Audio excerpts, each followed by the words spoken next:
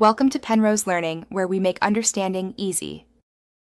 You start by positioning the truck and trailer correctly. Park on level ground and chalk wheels so nothing rolls.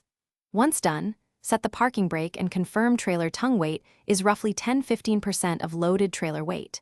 Make sure the hitch ball size matches the coupler and visually inspect the coupler, safety chains, and 7-pin wiring for corrosion or damage.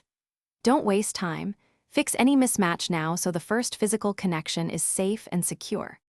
You lower the trailer tongue carefully onto the hitch ball while watching alignment. Use the trailer jack to center the coupler over the ball.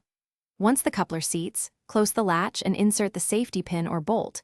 This prevents accidental uncoupling. If your coupler has a lock, engage it now.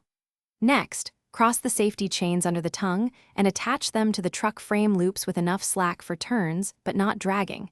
This keeps the trailer supported if separation occurs. You connect the trailer wiring plug and then test lights and brakes.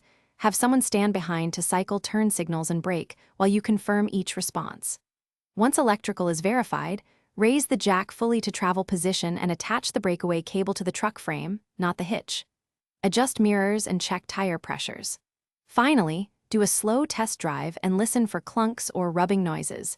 If anything feels wrong, stop immediately and recheck the coupler. Chains. Thanks for watching. If this was helpful, leave a like and consider subscribing. See you next time.